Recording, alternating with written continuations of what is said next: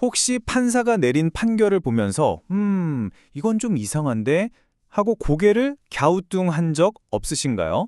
만약에 바로 그 판사를 평가할 수 있다면 어떨까요?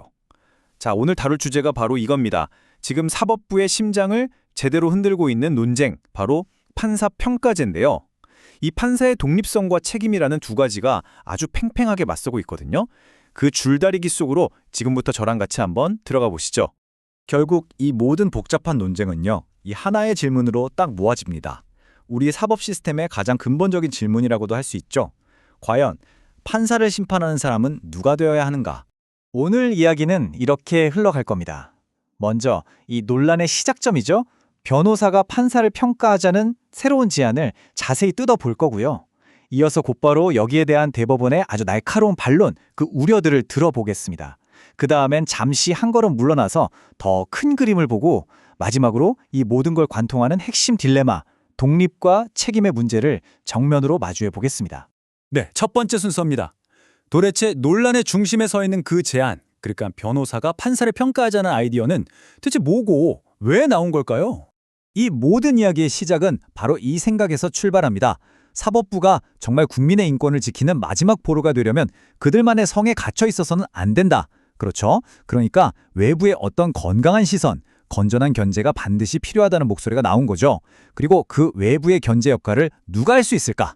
바로 법조계의 세 축, 우리가 법조 3륜이라고 부르는 판사, 검사, 그리고 변호사.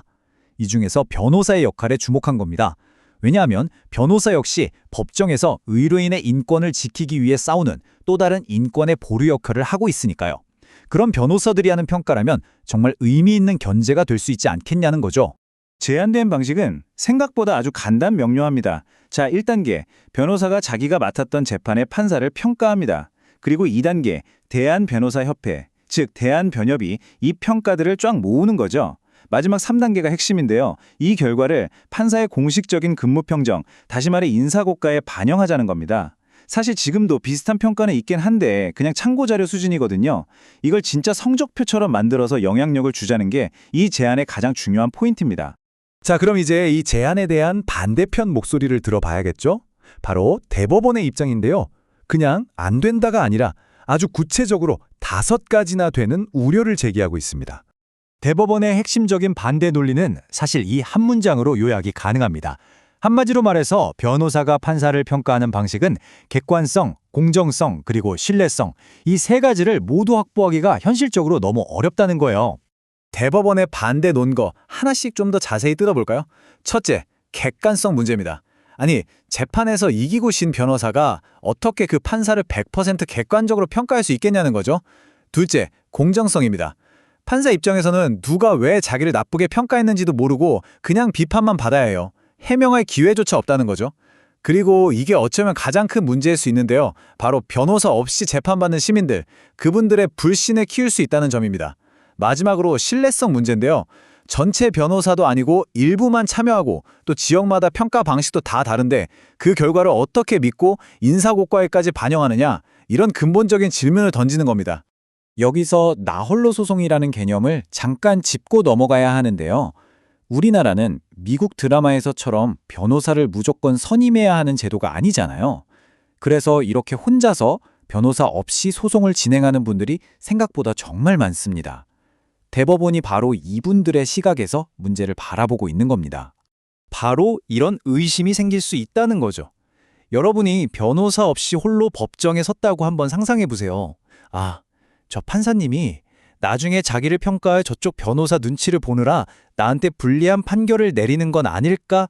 이런 합리적인 의심이 딱 드는 순간 재판의 공정성이라는 건 그냥 뿌리부터 흔들리는 겁니다. 이게 아마 대법원의 가장 날카로운 지적이 아닐까 싶네요. 자, 그럼 이런 생각이 들죠. 대법원은 그냥 모든 사법개혁에 다 반대하는 건가? 근데 꼭 그렇지만은 않습니다. 다음 내용을 보시면 대법원의 입장이 훨씬 더 입체적이라는 걸 아실 수 있을 거예요. 핵심은 바로 이겁니다.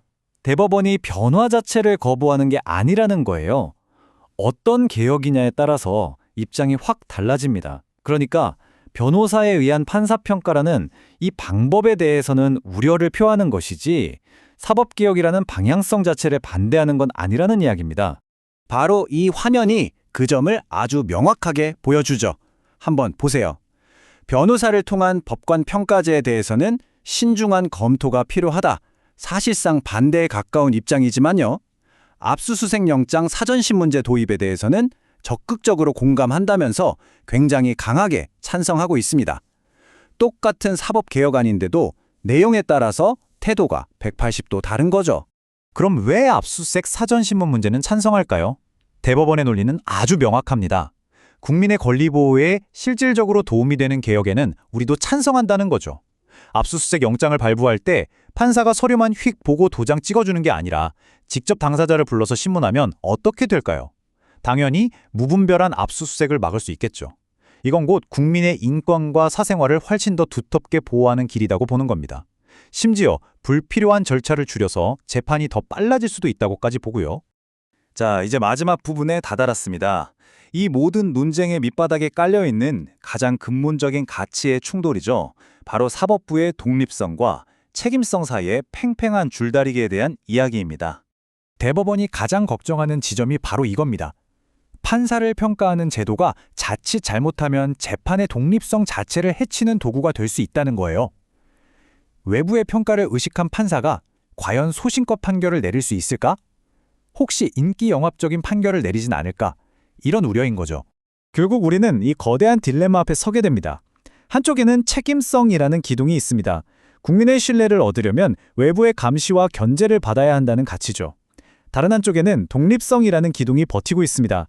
어떤 외부 압력에도 흔들리지 않고 오직 법과 양심에 따라서만 판결해야 한다는 너무나도 중요한 가치입니다.